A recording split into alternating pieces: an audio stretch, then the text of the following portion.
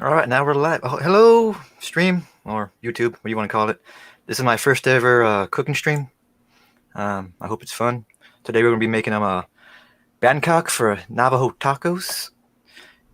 It's the first time ever making it too, so it should be a big experience for me. Fantastic. Now, yeah, we have a few guests too. We got Prospero. Hey. And we got Functional. Hi, internet people. We got Satu 2 cents or Fam 2 cents. And Aaliyah. Oh, and Leah, of course. And we got Sanguine. Good evening, all. Yep, should be a fun stream. So these are called bannocks, right? Oh yes. Okay. It's like fry bread. It's fried bread.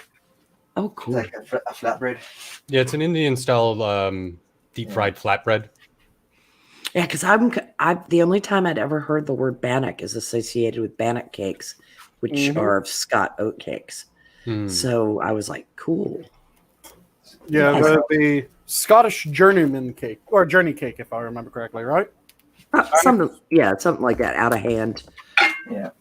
Well, I'm now taking two cups of flour with a tablespoon, a half teaspoon of baking soda, baking powder, and a tablespoon of powdered milk, and a half teaspoon of salt. Mix all that together. About a cup of water.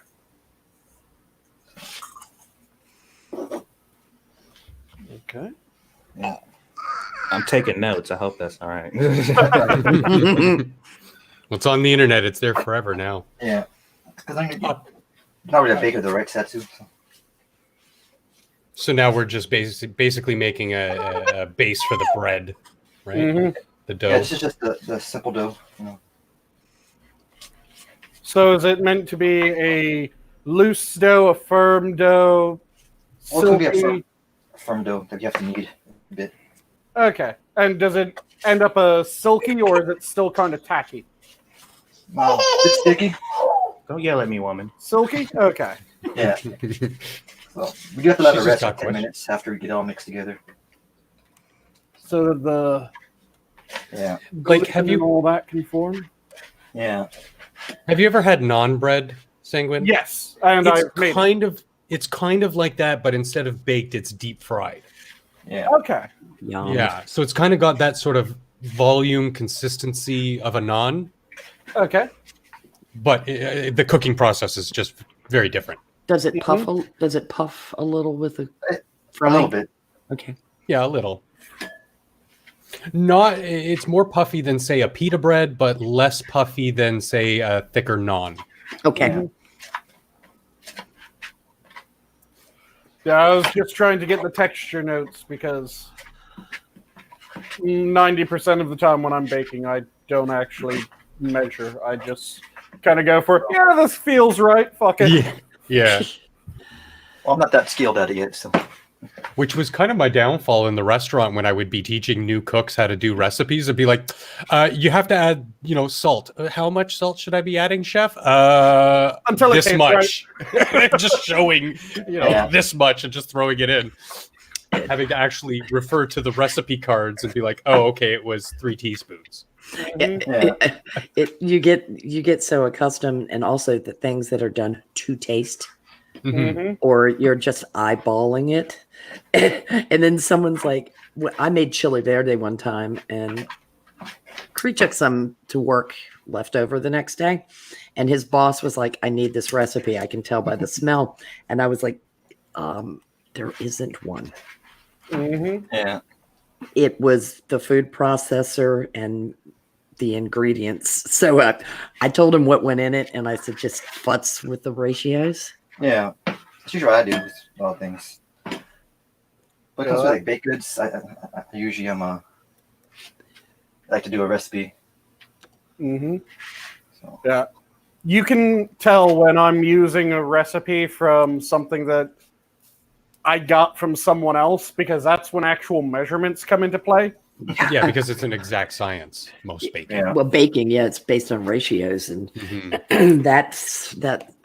I don't bake much because of that. Yeah, me too. Same thing. It's I'm boring the same way, to yeah. me. Everything has to be exactly measured. Where I'd rather kind of like, all right, let's try this with this. But if And we you got some do of it the- enough and you have just the right sort of spurgy mindset, then you just get the texture down. Yeah. Yeah. And we got some of the usual suspects in chat. Hi, Sora. Hi, Cryptic. Hey, Shrouded Angel. How you guys doing? Oh, hey guys, thanks for joining. Are you Useless is recording this busy on at your work. phone? No, I'm using my little knockoff GoPro, No. so it's not the best camera, but it's better than my webcam. Gotcha. Been trying to figure out because I want to do cooking streams. Well, I've done cooking streams before, but I had to do them with my phone, and that's not always Yeah. easy. Well, this camera it can set up as a PC camera, and that's how I'm doing it right now. The biggest issue I have though is with overheating. Oh yeah. Mm. Yeah, with the phone, especially in the kitchen if you're cooking or whatever. I've had my phone overheat during the stream, and it was just like, well, I hope you enjoyed what you saw. Yep. Yeah, I'm fairly lucky due to the position of my desk and the position of my kitchen. I just have an extended cable leading off, snaking around and on top of my refrigerator. So when it's the Yeah. kitchen shots from my kitchen, it's just this camera perched on the top of my refrigerator looking down. Mango City. Well, I'm not in the kitchen right now. I'm in my shed, Ah. because this is where my computer is at. Mm-hmm. Because I don't have a laptop, so. Yeah, like I said, it's just due to the positioning of my computer and my desk. Because it's literally just I have one camera looking straight down on my desktop. I have another camera looking straight down on my stovetop. We want the dough rest at least 10 minutes. So it says. Okay. Well, I'm gonna start getting the oil ready. Mm-hmm. So let's move the camera over. And what kind of oil are you going to fry in? I'm just using a regular vegetable oil, Corona. Vegetable oil? Okay. And it rests uncovered, or do you have to oil something down and press it down? No, I'm just letting it uncovered. Okay. So it gets like a little skin on it. You know? Yep. Yeah, some doughs you don't want to do that with. Some doughs you do, so. Yeah. Is there enough light on the? Yeah, that's good. First time doing this setup. All right, that should be interesting. Well, I'm hoping this gets hot enough for the oil because it's just a little electric one, little hot plate. Ah. Just, It should get good. It will probably just take a bit. yeah. Because it didn't work for the cast iron when I had it. What's the fry temperature? I tried to get to 375 to 400. Okay. Okay. Yeah, but and with the you were mentioning the cast iron, that's obviously going to be a more dense metal, so it's going to take a lot longer to heat up than what is that, Yeah. nonstick? Yeah, it's just a regular nonstick. Yeah, just a vessel for deep frying. Yeah. Yeah, when it comes to cast iron, the most effective way that I've found for making sure that you get it screaming hot is set it on the burner on a medium low and just let it sit for a while completely empty, just letting the metal heat up. And then after the pan's hot, that's when you pour in the oil and then you turn it up a bit so that the oil can heat and you keep the pan hot. Oh. Yeah. Yeah. Well, I did kind of preheat the oil a bit just to make sure. So we're not missing it all day. But I do like to measure it every time. Yeah. And an interesting little tip not for deep frying, but when you're using oil in cookware, when it starts to smoke, that's when you know you've sort of gone to the right area of temperature, and then you turn down that heat. But when deep frying, not so much. If it's smoking, you're way too hot. Yep. Yeah. And that also depends on what type of oil you're using. Mhm. Because every oil has a different smoke point. So you have fairly low smoke points, like olive oil, extra virgin rather, has a rather low smoke point. Whereas And it's if you're terrible for deep frying. Yeah, you do not use that for deep frying. Whereas if you're dealing with a animal fat, a lard, a tallow, a duck fat, that has a fairly good smoke point. You can deep fry in those. And then, of course, you have canolas, and there's a new one that I saw at the grocery store not terribly long ago that I've been experimenting with, which is an algal oil. Wow. Algal. Never heard So of it. it's pressed from algae, Interesting. Huh. which And what gives. Oh, go ahead. I was just going to ask what kind of oil, like what kind of body taste, where's the smoke point on that? It's rather pleasant flavor. It has more omega-3s, so that Okay. makes it a bit interesting. Got a bit of a body to it then.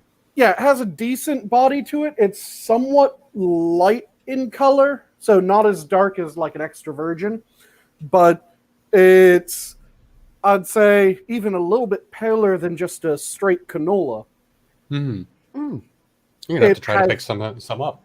It's a nice flavor to it. I've seared off some steaks and done a number of other recipes experimenting with it. And it has a rather good smoke point since it is 485 degree smoke point.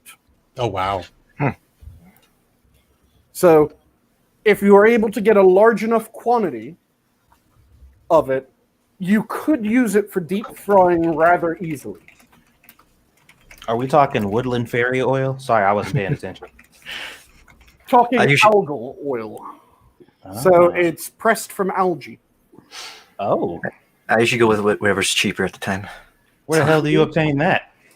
I just got it at my local grocery store.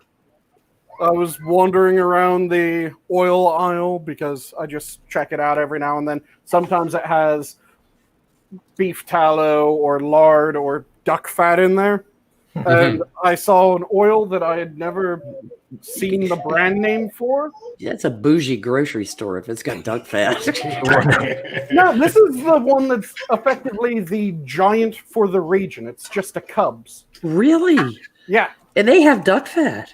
Very rarely, but every now and then they'll get in the jars of Epic cooking fats. So they'll have beef tallow, heritage hog lard. It's normally, I want to say, a Berkshire lard, Mm. and Nice. then duck fat. So I saw the brand name that I got is Thrive, and it's a culinary algae oil. Sorry, just writing that down because I want to try some now. If I can find some algae oil. Never heard of that Um, before. I just looked it up. You can get it from Amazon Prime. Oh, Oh, okay. yeah, it's from Amazon Prime now. Because at my local metro, they don't really carry sort of, very bougie or animal-based oils or fats. But because I have such a good relationship with the guys in the butchery department, I say, hey, do you got anything for me today? And they'll be like, hey, I've got this, Pound of tripe suet. or yes, exactly a couple pounds of suet. I'll be like, bag it up. I'll take it. Yep. Nice. Sometimes you just have to know what to ask for. Yeah. That just gave me an idea for something that I should do for my channel at some point. I should probably show how to render down suet. Hmm. Yeah, that would be a good thing because a lot of us can find suet, but we can't find tallow. Yeah, I mean, and it is a very simple but long process to render it. I can find lard pretty easily because there are enough people It's using fairly it. mass produced, yeah. Yeah, but it's as far as duck fat or tallow, I'd have to order it. Because I mean, even I haven't been to Whole Paycheck, so I don't know. They might have it, but And duck fat will probably run you a pretty penny. yeah, Oh, yeah. that's I don't do that much frying. I do some pan frying, Hmm. but I mean, the price of crab meat went through the roof. So, like, I haven't made crab cakes in ages, and those I always pan fried. So I used like grapeola. It kicked the smoke point up enough that I could get a fry on the crab cake without it being grease-sogged. Oh, that's nice. It's kind of memorizing looking at the surface tension of the oil just sort of shimmer in the heat. Yep, Yeah. I also got an infrared a number of years ago. that is amazing. And it was the reason I got it is, you know how Alton Brown always says, don't ever have a tool in your kitchen that only serves one purpose except your fire extinguisher. Yeah. He did he said, okay, I found another one, and he said it really does serve more purposes, but the infrared was great. It's also really good for pan searing Yep.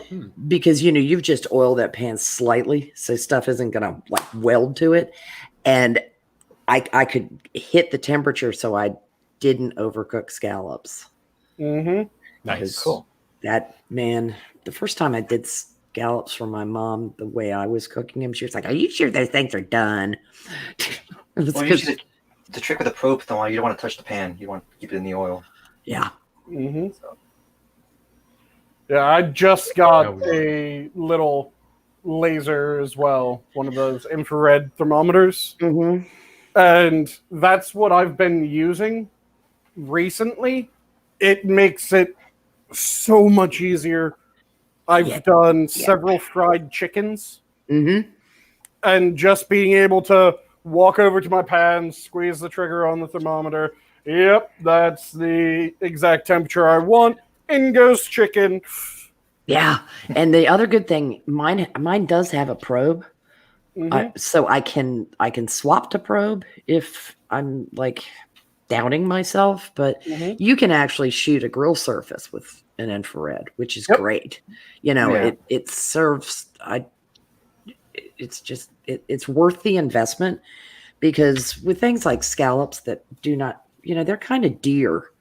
You don't want to wreck them, Mhm. and even though the infrareds are a little bit pricey, you can ruin that much cost in meats or seafood or poultry Mhm. very easily if you don't have an accurate thermometer. And you guys do know the secret to making sure that your fish doesn't stick on a grill, right? Making sure it stays down long enough on one side that you don't flip it too That's soon. part of it, but there's You talking about oiling the grill? it's the number of times that you oil the grill and how you oil the grill. You want to do it at least 7 times. Really?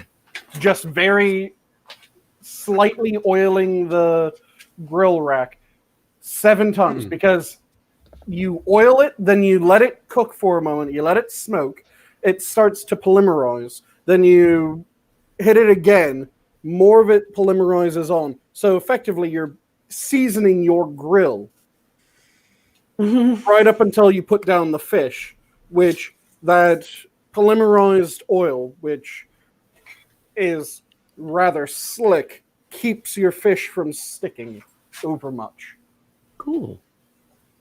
That explains why we did it the way we did it in the restaurant, where we had a, like just a spray bottle with oil and we just constantly spray it. But of course, you're talking volume of food, so the food's constantly going down, coming off, going down, coming off. I never thought of it, the science behind the polymerization and building up that film, so to speak, right on the grill. Yep, and like I said, it's at 7 times that it hits that magic point. You can do it more than 7 times. Just at that point, you're wasting time and you're fiddle fucking around with shit that doesn't need to be fiddle fucked. You know, it's kind of neat. Somebody went to the trouble of testing 5 times, Yeah. 8 times, 6 times, 7. 7, bing, it works. It works at 7, 8, 9. It's great. We're good. And you have the French who will say it is 6, and you have the English who say it's 7. And you have the sticky It's fish. just the Germans who say you do it once and this is it. That was a terrible German accent. I apologize. Yeah. Well, It happens. Yeah, The Germans would just be looking at you going, why are you using fish? yeah. Sausage." Wer also Wurst. I guess I got to run to the main house real quick. Can you? I'll be right back. All right. Can you Sure. hold the show? We'll just continue gabbing and Yeah. talking about random bullshit. So, yeah, the 7 times trick has been amazing ever since I first heard about it, because every time that I'm grilling any sort of fish now, I make sure I brush it that 7 times, let it smoke in between each brushing. And I haven't had fish stick the same way that I did before I learned the 7 trick. I always just did the timing release thing, Mm-hmm. making sure I didn't peek, Yep. touch Mhm. not, and you're going to mess it up, and then you're going to learn patience pays off. It's even like with the scallops. Just Mm-hmm. wait. And I mean, the nice thing about scallops is they go opaque, Mm-hmm. so you can watch and say, "Alrighty," and flip. But it's still one of those things. It's I think pan-searing scallops is a little bit like making risotto. You've got a baby. And welcome to the haunted house of food. Sorry, I'm back. But Get in sort of. you can't walk away from it because it will go from perfect to, oh dear God, Mm-hmm. in no time. Yeah. Sorry about that, guys. Oh, no worries. Not a problem at all. Forgot Where something. the fuck did I place my salt? And another good thing, well, with I've gotten to the point in my career where I'd never used a thermometer because it was just I could see, I know by experience, etc. And so with the scallops, not pressing but lightly touching them to feel the consistency in my fingertip, Mm-hmm. getting that sort of feel. Okay, we're about 30 seconds out. Yep, you get that. It's a little bit like the meat test. Mm-hmm. But like you know. said, that comes with a lot of experience, and when you're trying to teach someone how to cook these finer things, you have to be very patient because there is a huge margin of error. Yeah. Mhm. And there is a rather steep learning curve. Mm-hmm. Yeah, scallops used to be one of those things that I was nervous when I cooked them, and then Yeah. I did them enough to chill, because all the other, the part of the problem with scallops is people use the 10 minutes per inch rule, like they use on fish, Mm-hmm. and it's Mhm. like, this isn't fish. Don't do that, because a tough scallop is sadness. It's It's absolutely disgusting. it's an expensive piece of sadness. Okay, now I'm confused because I thought they were supposed to taste like erasers.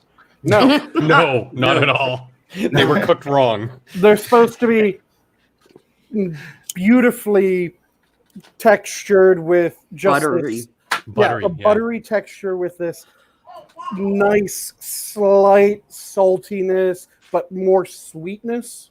So you get Ocean a saltiness. bit- Yeah. Yeah, that ocean salt with just that sweetness, hit them with a little bit of acid, and it just finishes them out right. Yep. I was just talking shit, by the way. Yeah, I think, yeah, I gathered as much, but I figured for the viewers, it's Oh, I mean, I went back and looked at cookbooks that were clearly written by people who did not ever cook mollusks or seafood as opposed to Mhm. fish. mm-hmm, And the timing on the recipes, it was like, that's wrong. mm-hmm. That is so wrong. And so, just for perspective, Useless, what kind of size are we going for here? Both width and actual diameter. Maybe About 3 inches. about 3 inches. Okay. Yeah, not super big. So they're just going to be little sort of 3-bite taco kind of things. Yeah. Well, I don't. Well, for me and Sanguine, maybe a 3 or 2 bite, but Yeah. okay. Like you grab like a golf ball sized piece of dough and you want to Oh, okay. Okay. make it a ball and you flatten it out. Of course, when you do it, you want to get your hands covered in flour so it doesn't stick to your hands. when you do Mm-hmm. it. Yeah, lots of flour. Yeah. And I'm just pressing out. And just from my experience working with doughs when I do, another thing that can help with that is if you have fairly cool hands. Oh yeah. Yeah. The warmer your hands, the more everything wants to just be an absolute bastard. It gets so tacky. Oh my God. It's Yep. like the heat transfer, and it's like, yuck. FYI, Squeedus is like, I want to play. I don't care about this stream. So I'm trying to keep her entertained and then chime in every now and then, but I might have to go because she is not All right. giving me That's any understandable. wiggle room. Oh, Peaceful. Yeah, peaceful in. Errant geese, but a good test. Yeah, good oil Yeah. test. If I back out of here, I'll be in the chat. So All right, man. Sounds good. Understandable. Little bit needs the attention. Yeah. And Sora just said that she's not really a fan of scallops. She only kind of likes them raw. What? And when a scallop is done just right, it does still have, if we're talking in terms of meat, it would be at most that like medium rare. Mm-hmm. Yeah, done. you really just want those two sides, those two flat sides, to just be perfectly seared Yep. and done. That's it. Yeah, and they just get opaque. Just get opaque.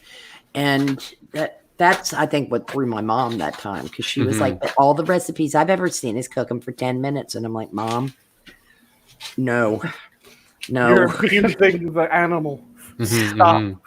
Yeah, because she had a recipe for oven baked scallops that, I mean, the coating was tasty, but the interior was overcooked.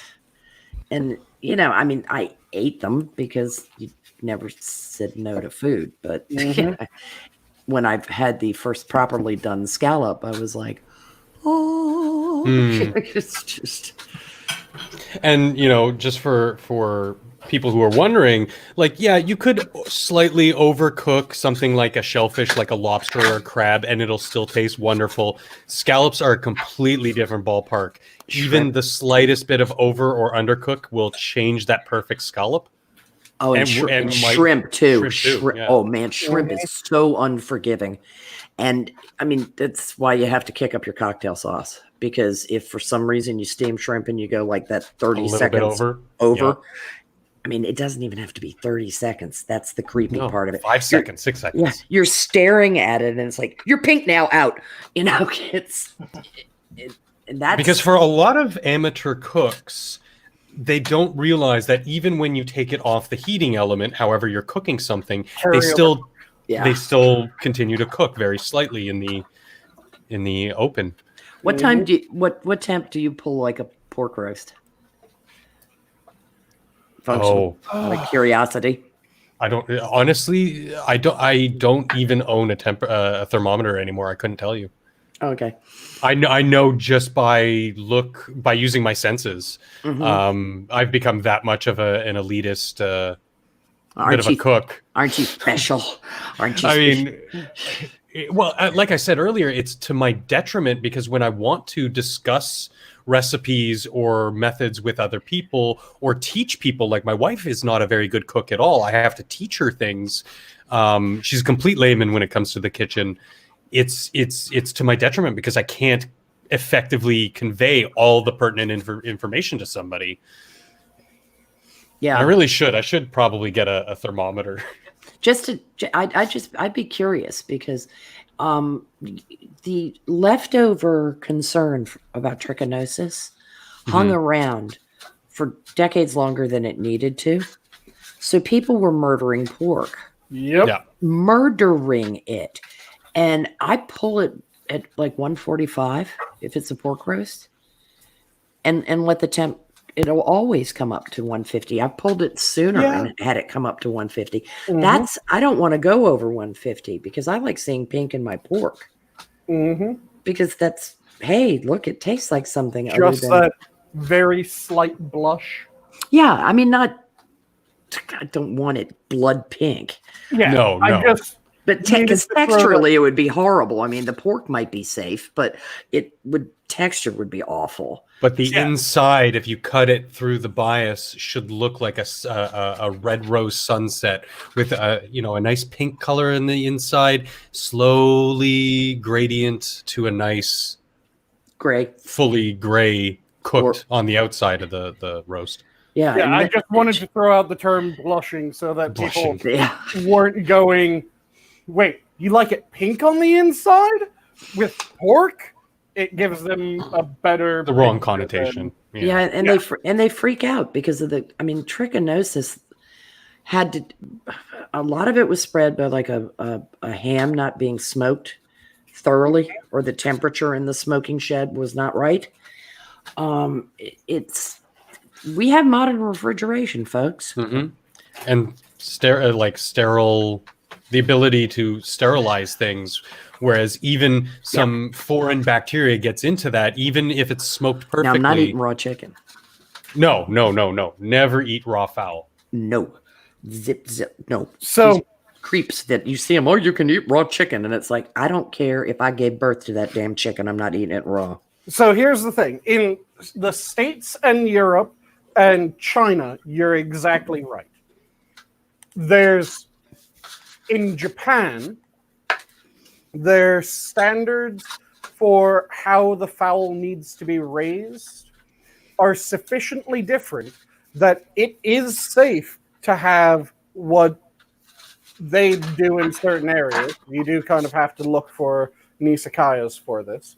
But certain nisekayas will have a just seared chicken. Yeah. Much like a seared tuna, where it's...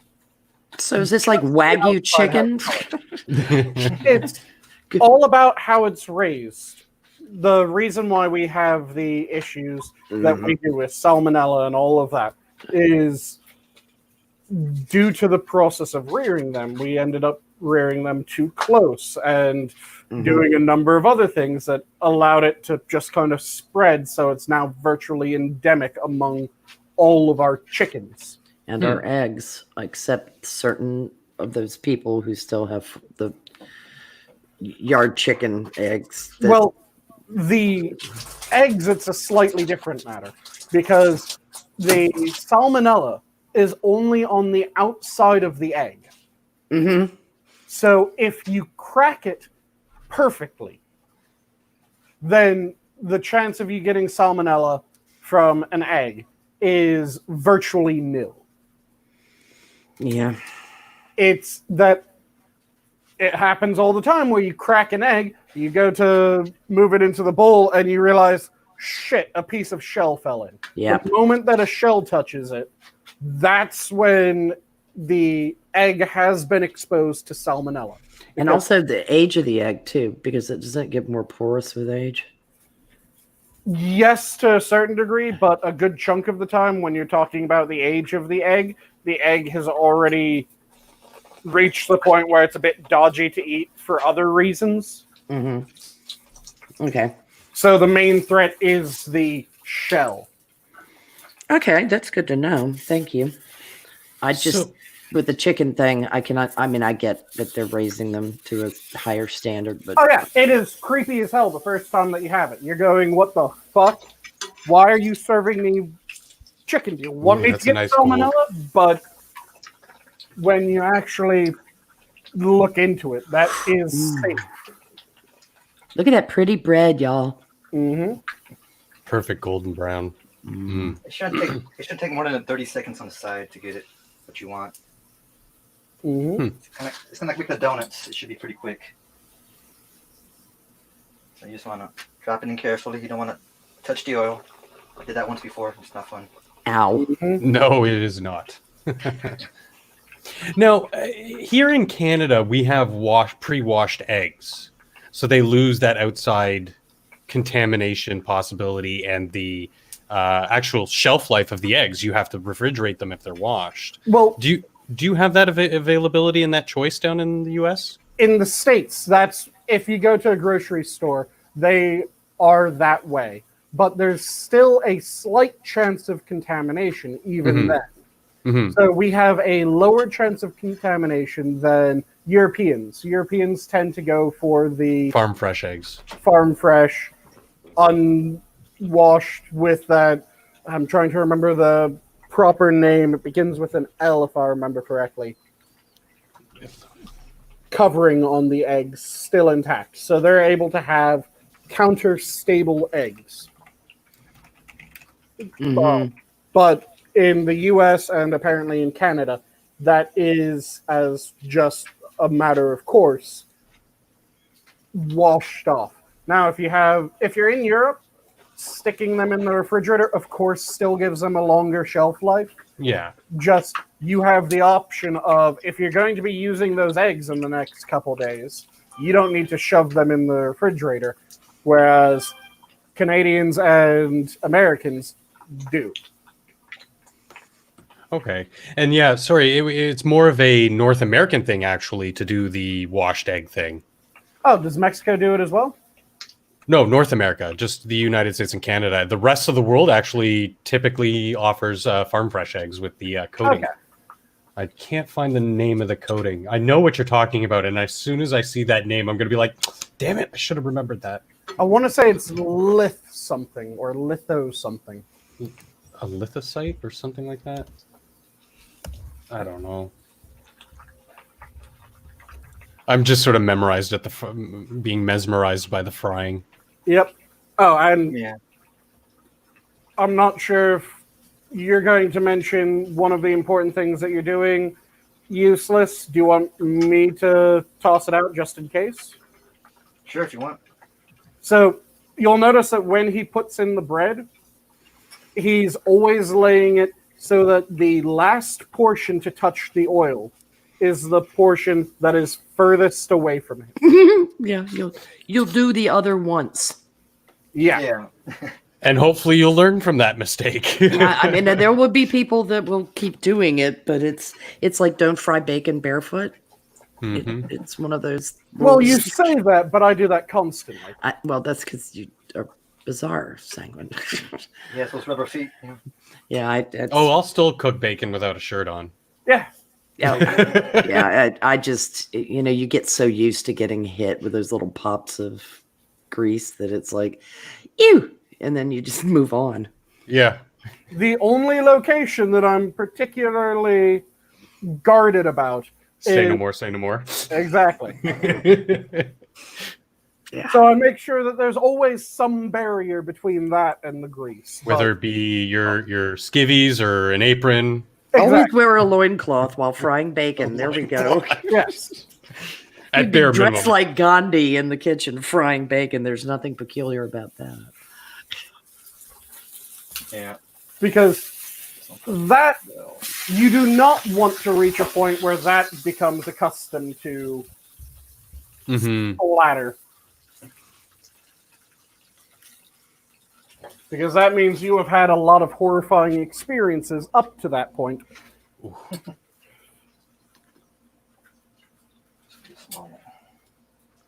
And yeah, like I said, you always lay it so that the last portion is the furthest away from you. That way there's no chance of, if you drop that last portion a bit too quickly, it can sometimes really just smack the oil and cause a wave effectively.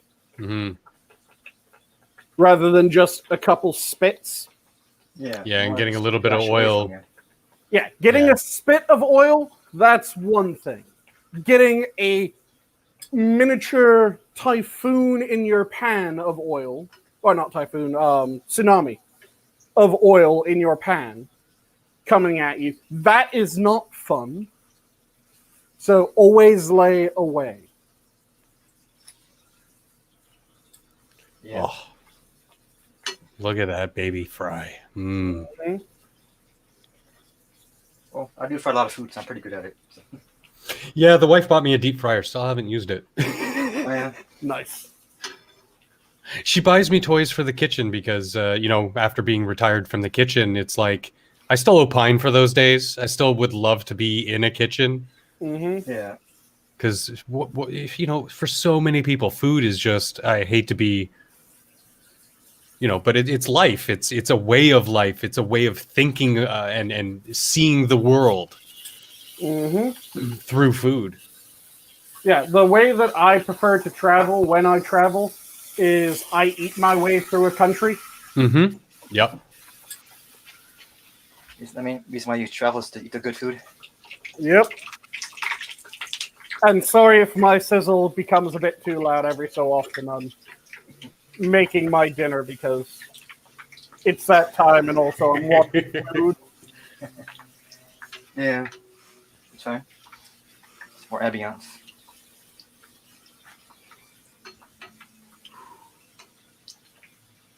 puffier than I thought it was gonna be. Yeah, they might rest a little bit after they've come out of the oil. How are the ones that you pulled out? How are they? Are they keeping their shape? Are they deflating a Yeah. little? Maybe I added a little too much baking soda or baking powder. Maybe it too. That'd be fine though. Yeah, So- once you put some filling in there and fold them over and go to eat one, it'll be more flat.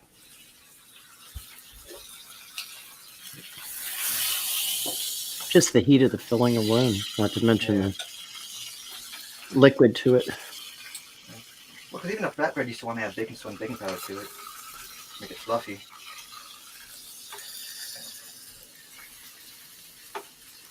Wait, you said that there were just so many different recipes out there too. Yeah. Well, Some of them are like a drop. You're still wet. And you get like a pancake batter and you drop it in there. Mm. Does that too. And so many different. And my friend recommended this. She said she didn't have a set recipe either. She just did whatever she feels like doing at the time.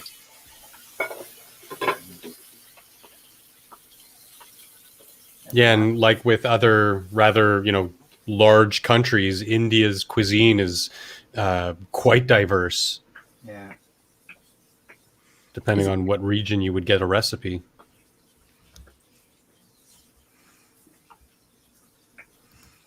Is it India, or is Yes. There's, it Navajo India? I Indian. think the term bannock is the one that is Indian, but then there's also a extremely similar Navajo fry bread that might have also inherited the same name Yeah. from Europeans. Well, my Don't friend know is much about a native from Canada. So. Because they have a lot of fry breads as well. Do they? Yes. Interesting. Yeah, the first Indian fry bread I encountered was like Native American fry bread. Yep. Now, if you don't know, don't worry about it. But like, is that something that's traditional to their culture, or is that something that was brought over that they adapted to their? That was something that was fairly traditional to their culture, Oh, interesting. to my knowledge, and it's something that various conquerors, settlers, however the fuck you want to phrase the Europeans coming over, Mm-hmm. kind of took note of. Interesting. Because fry I could bread just eat that happened around the basket world. entirely right now. Okay, Yeah. now what I found about the Navajo is that, and this is just from Wikipedia, is that they created fry bread using the flour, sugar, salt, and lard that was given to them by the government when the Navajo were forced to do Oh, the so long, it is. to It do is. the That version is. to do the long walk. But I'm trying to see if there's any other mention. Because I think I've heard of other grains being used. Now that would make sense Mm-hmm. because the science of bread making is a very European thing. Well, the science of leavened bread to a certain degree, but you still see that around the world. Yeah. Yes. We have a particular style. Very interesting.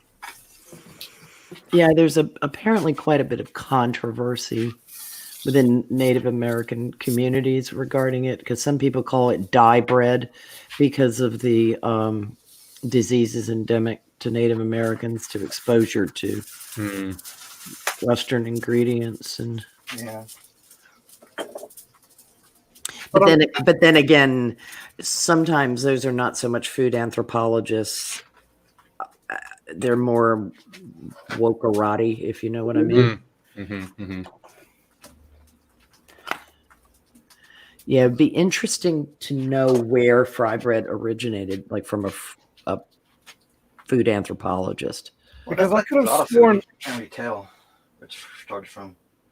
Yeah, I could have sworn I've heard of like corn-based fry breads. Mhm. Yeah. rather traditional as far as We're starting off with just sweating out, what, about 2 cups of onion? Yeah, it's just a half level onion. Just a basic onion. I just diced it up and put about a tablespoon of cooking oil. Cool, okay. Yeah, it's all over the place worldwide because it's Bulgaria, Hungary, Greece, Italy, Tunisia, South Africa, India, China, and Central Asia. Yeah, it's such an easy way of making bread because you heat oil, you make a dough of some type of grain, Mm-hmm. and you slap that son of a bitch in the oil, and boom, you have bread. Yeah, it's a Mhm, quick breads. Yep. They're just there's so many different varieties of them. And And bread yeah, was always good for peasantry, the Mhm. masses, because it was filling and relatively cheap to produce. Yep. Mhm. And it was always travel rations. Yeah. Oh yeah, like hardtack. Yeah. Oh, You God, end up- hardtack. Yeah, no kidding. But it You can make a tasty hardtack. I've done it. You probably could, but the stuff, like, just thinking, because I tried it once, of the like a traditional recipe hardtack, and I was just Yep. like, oh my God, I feel I have a newfound respect for the generations past who actually had to use that to survive on their travels across North America. So I have to ask, did you try it in one of the standard traditional ways of eating it? Did you make softened hardtack? It was just at like one of those pioneer village type things. Yes, but did they give you a cup of broth? Oh, a cup of broth. No, but they Where- did mention that they would use it to dip in stuff. Yes. So one of the common ways of eating hardtack in bygone ages. This also happened with ship's biscuit, which is functionally just another name for hardtack. Yeah. Oh, Was hey, wait, quick, guys. I just wanted to give you a little secret. If you guys cooking onions, and you wear sunglasses, your eyes don't water. So, nice. I'll let you guys That's the know best part about cooking onions. is the pain. that. Yeah. So with hardtack, what you'd do is, or at least one of the traditional ways was, you'd break it into pieces, add it to broth. Oh, more of it- a crouton than a. Not so much a crouton, because you would kind of wait a moment and let it break up to a certain degree within the broth. Oh. And it would end up being almost a thickening agent Mm. for the broth, Right, right, while also adding more body to it. right. And so now we're adding some ground beef. I'm lean, Yeah, some ground beef. Yeah, just lean. lean Awful or lot medium? fat. Lean. Okay, yeah. Okay, as far as the predating Western contact sanguine, I did find interestingly in the Wikipedia article under bannock, a type of bannock using available resources such as flour from maize, roots, tree sap, and leavening agents may have been produced by indigenous North Americans prior to contact with outsiders, similar to modern cornbread. Okay, Okay. that makes sense. Yeah, because maize was plentiful. And Yeah. it's Wild why corn, they're- they obviously had things like syrups from Mhm. trees. I'm glad my memory served. Yep, but it's interesting. I had to go to Bannock to find it, not fry bread. Interesting. Yeah. And Yeah, because a lot of the names for foods are actually in reference to how they're prepared, not in what they are. Yep. And as far as the name bannock, like I said, I think that name did originate with the northern English / Yes. Scottish. And Yep. it's just every time that they saw someone else making a fried bread, they went, They would just Oh. say, "Oh, bannock." it's Yep. fucking bannock. Yeah. Okay. The It's first fucking bannock. the first In it. the first reference is that it comes from Latin for baked dough, penicium, Mhm. and It was referred to as bannock in early glosses in the 8th century, and it was first cited by definition in 1562. And this historic use was primarily Ireland, Scotland, Northern England. Hmm. So it probably ended up originating northern England since it has a Latinate root, Mm-hmm. Yeah. and then spread from northern England into Scotland because there were a Well, couple of the mhm. pre what we now identify as Scottish groupings that were a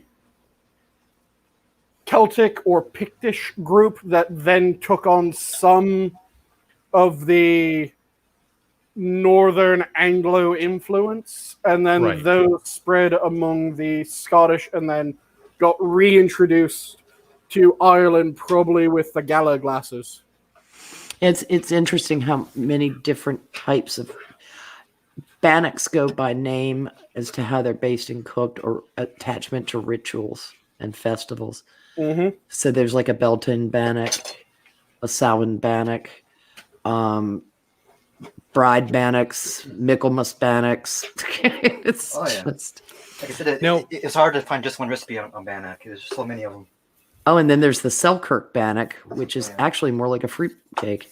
Have you seasoned the meat yet? Not yet. I do. When do you like to season your meat when you're making a filling like this?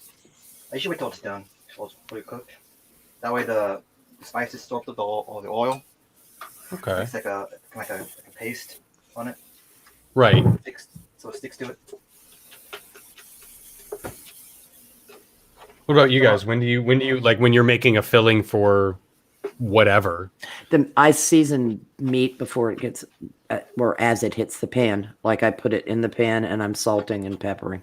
Mm-hmm, mm-hmm. It depends on Later for What- other seasonings. it depends on what exactly I'm seasoning with and what exactly I'm seasoning it for. Yeah, yeah. There it is particular because I'll pop the thyme in early on too, because I want it to perfume. Mm-hmm. Yeah, yeah. Especially if you're using a fresh. What do we got here? Curry powder? It's my own spice blend. It's cayenne pepper, paprika, cumin, and turmeric. Ah, okay. All mixed together. It's kind of blend I use for all my spicy food.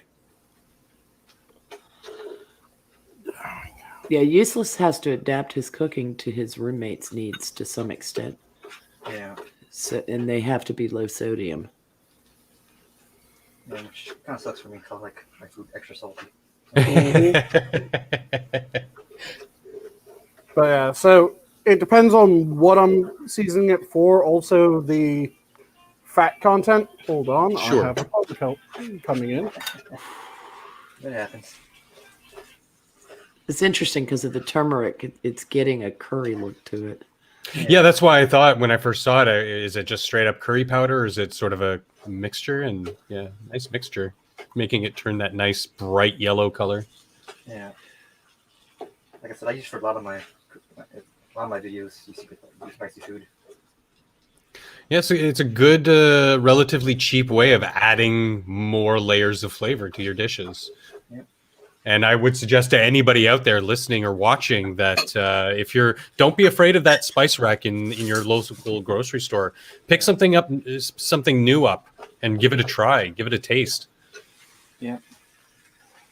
Yeah, especially a lot of the seasonings that you don't see listed in recipes anymore. You don't see marjoram listed that often, or summer Yep. savory, or the Mhm. Provence, which will throw people off because they're like lavender, and it's like yes, Yeah, yeah. You know, Well, they don't use cumin very often either. A lot of recipes. oh, I use the hell out of cumin, but Oh yeah, I buy that huge like kilogram jar of cumin all the Yeah. time. I'm just adding It's a some staple in tomatoes my house. with like green chilies mixed into it already. ooh, yum. I might use all of them if I want to save some for the topping. Mhm. Right.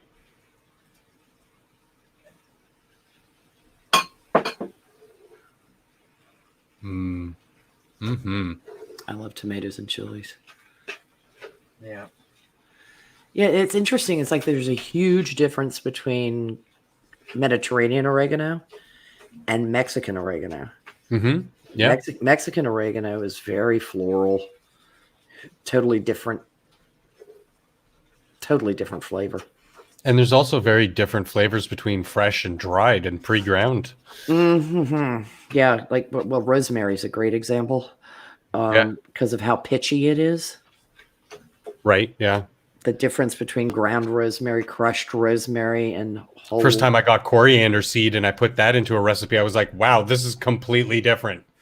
Mhm. I'm going to have to rethink this recipe. It was still, good, but I could have done better had I known the flavor beforehand.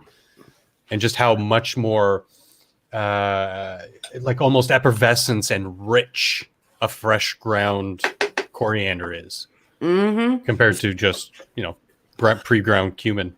That's like even nutmeg is tremendously different if you grate your own from the powdered.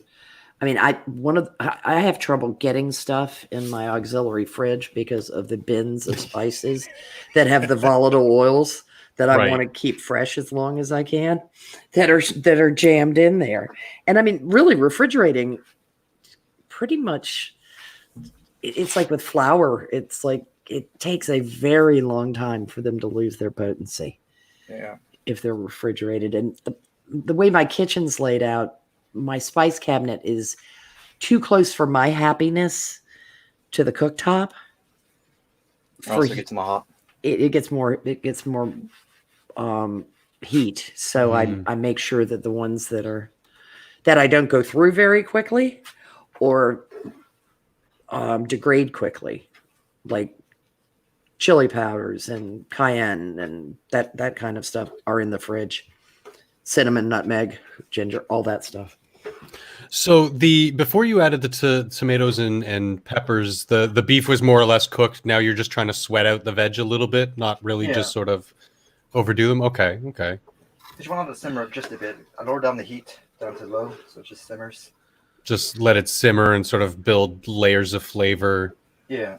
Not trying to stew the tomatoes with the beef. Exactly. Good. Now, the recipe did call for a can of kidney beans, but the store was all sold out for some reason. So I ain't going to add that tonight. We can imagine what it'll look like. Looks like meat's back on the menu, boys. Yay.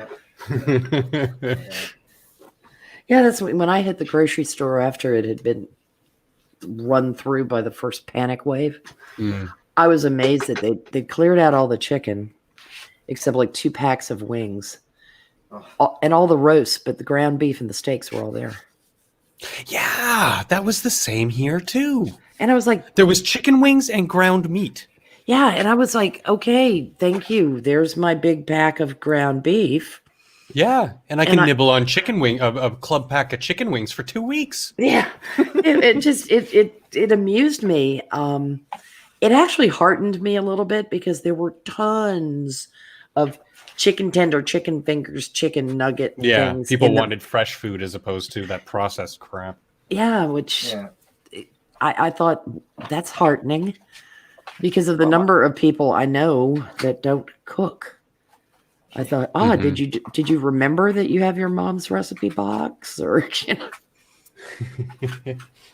Well, there's just like no fruits and vegetables at my store at all. None. Jeez. And my husband today was able to waltz right in and get a Savoy cabbage. Nice. Of all the things, I was like, it's not like the supply isn't there. It's just, and the supply chains haven't broken down. It's just a matter of they weren't expecting such a high volume at once. So yeah, give it a couple days and things are restocked. Oh, this is looking so good. It smells good too. I know I'm getting a little on the drooly side over here. It's too bad Sasu had to leave. He's missing out. See, I think I'm going to try this a variation of this recipe using probably some venison or moose. Oh, I never had moose before. It's like beef, a little bit gamier, but very, very rich. They've got a lot of iron in their blood, so it's a very rich meat. But because they're also a game animal, they're gamey, hence the name gamey. And it's like the different levels of gamey between different meats. Mm-hmm. You know, it's like I know one of the reasons that people can be off put by lamb because it is an aggressive flavor. Yeah. It's now I love it, but I don't care for the smell of mutton. It smells like old lamb to me. I mean, literally old. Yeah. It's got a yeah. kind of funk to it that I'm My like, father used to make because he's Middle Eastern. He used to do this like stewed mutton leg thing, and the smell was awful, but it tasted good. Mm-hmm. Well, it's like goat is wildly unappetizing on the plate, like a curried goat. Mm-hmm. It's not a pretty dish, but it. I was so glad I finally got to try it because it is gamier, and it's certainly not something I would want to eat regularly. But No, I'll level with you. I've never tried goat. there's a Jamaican place near us. And so I was like, where better than to try the goat? And what I love is on their menu, it says mind them bones. Mm-hmm. So the oxtail is, they don't strip it after cooking it. And oh my, I was warned by someone who worked there that once I had the oxtail, I would be hard pressed to order anything else from the menu. Yeah. Excuse me, it's like the most unctuous pot roast I've ever had, and the rice and beans and the cabbage is so wonderfully cooked. There's tooth to the cabbage. It hasn't been cooked to And Prospero, you remind me, like I literally live 2 blocks away from Little Jamaica here in Toronto. But every time I go, because I love me some Caribbean food. Oh my God. I always get the oxtail or chicken and rice. Next time, I'm going to make a mental note to get some goat and try goat for once. Yep. And because I've eaten so many weird things. I've eaten reptiles. I've eaten birds of so many different types. So many different mammals. Fish, seafood, what have you. Never tried a goat, which is actually something fairly common, Oh yeah, it's good. Like a good caprito stew is nice. I like it. You usually have to mix in restaurants. Yeah. Like a caprito stew. yeah, man, the oxtail though. Oh, Goat is rather delicious. Oh, no doubt. So I also like redfish escabeche. That's man. And it's that'll off put people because it's the whole redfish sitting there. So you've got those dead eyes staring at you, and I'm like, I don't care. I'm getting all that vinegary Scotch bonnety smell washing up in my honestly, face. as long as it's not alive on my plate, I'll eat it. Yeah, it's like here we go. What I did is I just opened up the bread in a little pocket and I poured the meat in it. Oh, okay. We're going more of a Like stuffed samosa, pita style yeah. or samosa, yeah. Yeah. Okay, because when you initially said taco, I'm thinking, okay, it's going to be like a shell. This is actually really nice. Yeah, I got a big spoon. And can I just say, can we all just appreciate the fact that Useless has immaculately maintained fingernails? Yes. Yeah. A little bit of tomato on it. Like mine have been sliced and burned and melted from the years in the kitchen. I barely have fingernails anymore. yeah, I also Which is ironic because the fingertips are fully intact. Yeah, but your nails are wrecked. Yeah, exactly. I also don't have pretty fingernails. They are either old, jagged, and fucked, or I get coke nails. Sorry, what would you just top that with? You just kind of flashed it. Well, I topped it with the tomatoes, cheese, and some sour cream. Ooh. Oh, okay. Mm. So that we're going full circle back to the Tex-Mex Yeah. Yum. Tex-Mex. sort of topping. Yeah. Yeah. We got to do with other things too, like more onions or cilantro or anything. Mm-hmm. But not a lot of people don't like cilantro because it tastes like soap. Yeah. About a third of the population can't do mean, cilantro. If I have too much cilantro, I break it on high, so I'm always careful with it. See, I always feel sorry for the people that have the wrong taste buds and the It's not wrong. It's wrong genetic makeup so that they miss out on the amazing flavor. yeah. That I must had just be all kinds of weird because cilantro tastes like soap. 3D doesn't work for me. yeah. I Which know. type of 3D doesn't work, or is it all Either three? Huh. either the color lens differential thing doesn't work, nor do the Plain uh, polarized. the polarized ones. I just get a headache with the polarized ones. Huh. That's rather peculiar. Well, it's without diverting too much. It's because think of it as a bell curve, and people at either extremes of the bell curve, either their brains can't process it, or their brains process it and say, "This isn't real. I'm not transmitting what the intended information is to your brain," sort of thing. Mm. Yeah, mixed signals can't do. Yeah. Yeah, I love Sora. You're wrong, Sanguine. Cilantro is disgusting, according to Sora. Can you do coriander, Sora? See, like I said, it's Excuse me. rather depressing that she has the wrong taste buds and she doesn't get to enjoy it. I feel an immense amount of pathos for you, Sora, but Oh wow. it is delicious. I Okay, do like cilantro. It's we should be expecting delivery on these when, Useless? when you ever come by, Amazon's in overdrive, so it might take a few weeks. And there's just a simple shredded cheddar cheese you put under there too, right? Yeah. Okay. Just a simple, sharp. See, now someone who's allergic to dairy, I'm going to have to dance around the cheese to a lesser extent, but mostly the sour cream, and figure Yeah. out some other sort of cooling agent, sort of a zesty agent to put on top. Yeah. But that looks We don't fucking use sour wonderful. Oh, I'm sorry you're allergic to dairy. That's Meh. just Yeah. mean. Makes Again, things I'm- interesting in the kitchen when you're working with it and you can't taste your own dish.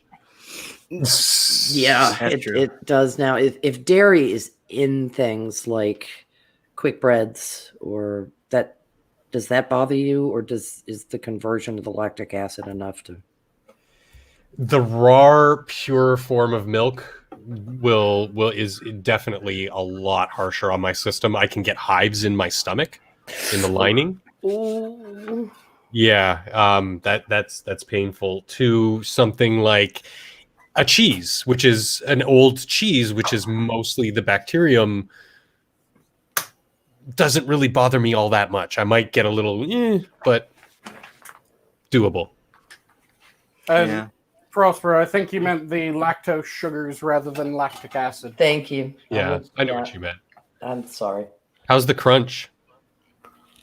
It's not really a crunch to it. There it's we just- go. Yeah. I heard it. I mean, there's something to it. I heard that telltale snicker snack. Well, good chef Sorry. always tastes his I creation. couldn't wait. Oh, don't blame you. There's do. a reason why every one of my videos ends with me just eating the fucking food. I try to do my kind of people don't like to people eat. So Mm. Yeah, the munching, but I mean, hey, if you got something crispy that you just made, that initial yeah. Yeah. It's is a that just satisfying sound. That's why we eat things that have neon cheese on them, like Cheetos. Because they make just this very satisfying sound when we eat them. It's yeah. Yeah. just don't look at the like a- ingredients, okay? See, I always picture that as Dayglow powder. I know it really is. It is a color that does not occur in nature. How do you? Oh, never mind. I was going to Well, make it- a joke, but it I'm not occurs- going to go there. It occurs in nature thanks to Frito-Lay, but it. Something about basement dwelling neckbeards. Mm. There's also the bioluminescent creatures can get that color. That's that, but we're not eating them, right? Well, I've eaten anglerfish. Yeah, you can eat certain bioluminescent creatures. Didn't Yeah, taste very good. I mean, I shouldn't say that. I said with my palate, I didn't like it too much. It wasn't my taste, but I'm not a big fish eater. I more prefer shellfish or red meat. Which is kind of interesting because of being functionally or landlocked. that you And- like shellfish, because I know a lot of people that'll eat fish. They'll eat lake fish, river fish, but Yeah. they won't touch shellfish. And I think part of it has to do with they never get the fresh. Well, the eastern half of my country, because of course, again, I'm Canadian, is that's all they do is fish. Yeah. So we always had fresh, quote unquote, fresh imports from the East Coast to, like you said, a very landlocked area of the world. Well, We're also frozen fish surrounded is by still the just Great as Lake. good, though. Yeah, yeah. Yeah, I No, mean, it the is. flash freezing And is like, I mean, people are like, oh my God, that was frozen already. It's like, if it is frozen as it's caught, and I mean, a lot of the commercial fishing vessels are, they're basically vacuum sealing flash freezing.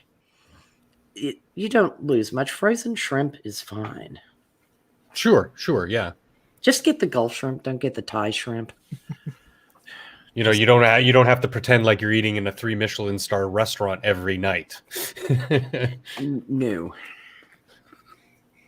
And of course, with those processes of flash freezing, it allows people who are very far away from where these products are being fished up to try them. It's interesting to see also people of a certain age group, if geographically, like their behavior toward beef will be different. They won't eat, they always want it cooked well or medium well. And of course, that is like, cook it yourself then. It's a sin against that cow gave up its life so you can not taste it. That's not nice. Yeah, it's a sin against God and man, isn't it? Yeah. and the coup. It's just you just kind of want a cow to walk up and slap the well done steak off somebody's plate and go, my brother didn't die for that. Mm-hmm. Yeah. Well, No I'm done comment because cooking. I don't want to be a pariah. No, that's okay. If you like your beef well done, you like your beef well done. I mean, really. Again, I'm just sorry that you have the wrong taste buds. Yeah, but What? No, it's how I can treat it and do it to my personal taste. I would never suggest this for other people. It's just my personal taste, how I cook it for myself is I will, it's just as delicate in timing as you would treat something like a scallop. And not only having the right temperature, but the right temperatures throughout the cooking process to just, I don't want to say well done, but I like a little bit of char on the outside and I like it more medium to medium well on the very center. I'm just not, my palate, I don't really like that sort of heavy irony taste. mm, Like I said, But I it's- appreciate that other people do. And, if I ever go into a steakhouse and I say, well done, yes, I know, but just as well as they will be comfortable doing it. Because they're the chef, they're the one preparing the food. As comfortable as they're able to make it, do it. most chefs will seem to take things to medium, and I think sometimes what they do is they take it just a little past while wincing. Yeah. And then figure it'll rest, it'll finish up for them. And it is to taste, and it's peculiar how we are very judgy about what other people eat. Instead of, look, if there's something you love, like I said to Sora in chat a long time ago, she doesn't like scallops. I'm like, yay, more for me. Yeah. Yeah. Mm-hmm. Yeah. like I And said, there's no judgment in me acknowledging the wrong taste buds and feeling sorry for them. You keep calling them wrong. That's the problem. it's just bants. Yeah, I know. Yeah. It's it's like if somebody serves me a lamb burger, well done, it's going back. Mhm. You know, and I try never to be that person, but I've had to be that person. It's like, you killed this. Hopefully not at Burger Bosch, right? No. It was at Silver Diner. It was they just lost track, I think, is what happened, because I had specified medium rare, Mhm. and they lost track. And I had it happen at a restaurant not all that long ago, tuna steak, that I Mhm. said I wanted Oh. it medium rare, Mm-hmm. and it showed up dead. And I And you know what? As somebody who's worked behind that grill, I respect when somebody knows what they want and will own up to the fact that, yeah, maybe I did that a little bit over.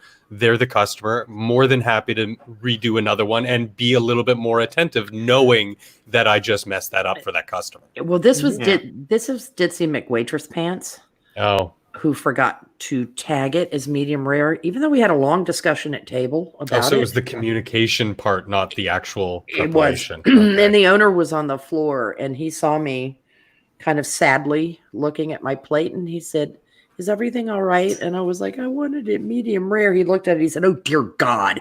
And I mean, the plate was gone before I could. He said, "No, just keep the." He didn't. He said, "Eat the rest of the stuff on the plate. I'll bring you another one." And boom, in no time, because it doesn't take that much time.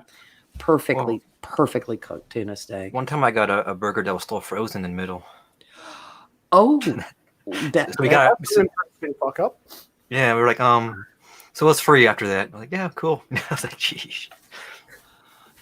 thanks for the ice cube in the middle of my burger. Yeah. Right? Ugh. Yeah, that's really, man. Somebody grabs from the wrong container. Yeah.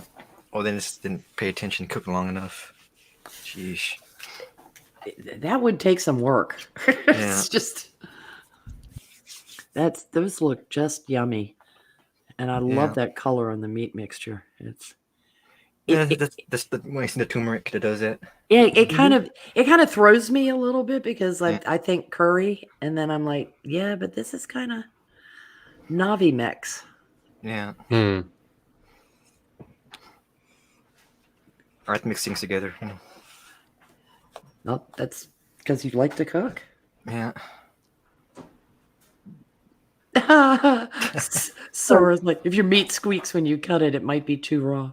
Yeah, I've had that happen too. Like there's certain cuts of meat that if they're undercooked, it ends up like chewing gum. You're just chewing and chewing and chewing, and all Yeah. the flavor's gone, and it's like, okay, this is undoable. Well, it depends what you're cooking it for. Like if you want a gyro, you don't want your lamb raw. You want it to go all the way through.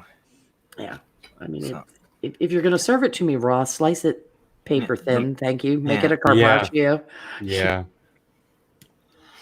And that's the only way I like raw tuna, is as a carpaccio. Otherwise, it's the mouthfeel. Too large of a piece of uncooked fish just feels weird in my mouth.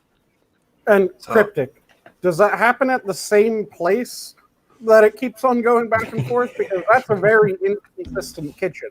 If it's different places, most places tend to undercook because they can always bring it up to doneness if they undercooked it. Yeah, it And doesn't go in the bin. Well, yeah, places that overcook tend to do so because they had a real shit show with people bitching and moaning about it not being done enough. So they just went, okay, fuck it. And that attitude stuck. Yeah, and as you know, a little industry insider here, a lot of the time it's because again, a breakdown of communication of when the food's ready to when the server picks it up. It might be sitting under that heat lamp for just a little too long, and then it just goes over being over. You know, Mm-hmm. these things have to run like a well-oiled machine, or it's just not going to come out as intended. I always have such respect for expediters for that reason. Oh, it's the toughest job in the kitchen. Yeah, because it's keeping it moving, and don't let the food die, please. You're the conductor in front of the orchestra. Yeah. Mhm. I used to be a dishwasher. That was pretty hard. Oh, yeah. That's the nasty side of hard. Yeah. But anyway, guys, since I'm done cooking, I gotta get feed my roommates, so it's probably time to end the stream. Unless anybody in Alrighty. chat has questions, you Um, guys having anything else to say? well, Anything just to chill? comment on Cryptic again. Yeah. If it's the same place consistently overdoing, rather than ordering medium rare, order rare plus. Because there's additional gradations of the doneness that are known in most restaurants that aren't known in common parlance. So you have rare plus, which is just a little bit past rare, but not quite medium rare. And that'll get them more in that medium rare range if they're overcooking consistently. And I had buffalo before, but it tastes too much like beef to be worth the price. Oh, I like buffalo. Yeah. And as for any sort of shill, keep an eye on my channel next week. I'll be doing, or I should be posting after finishing filming a how to expand your kitchen from the basic kitchen video that I did a while ago. Cool. Nice. Useless, thank you for having us. I was fun. Yes, thanks so much. Really appreciate it. It was fun watching, and now I feel adventuresome enough to try fry bread. Yeah. It would have been boring just me sitting here and cooking by myself, so Yeah, I'm the same way. I think I'm gonna have to fire up that deep fryer, make some fry bread next week. Yeah, give it a try. It's pretty good. Take a picture, put it on the Discord. Yeah. Speaking of, are you gonna post the recipe and ingredients anywhere, or Yeah. just reference Well, the video? I'm probably gonna edit this video down to make it an actual video later on. Oh, okay, cool. Okay. Sounds Excellent. good. And Functional, do you have anything to shill or promote? Not at the moment, but just some parting words. Cook well, and use all your senses because it's an entire experience. Yeah. Never be afraid to experiment. Mm-hmm. Well, with that, guys, tomorrow my video is going to be what was it? Pot pie soup from leftover pot pie filling that I had from a video I made a while ago. Mm. Very It's nice. gonna be one of my Deuce's Pantry videos, so should be coming out 10 a.m. PST time tomorrow. So check it out then. And thanks for coming. I had fun, and I hope you guys enjoyed the food and enjoyed the stream. Bye, everybody. Bye. And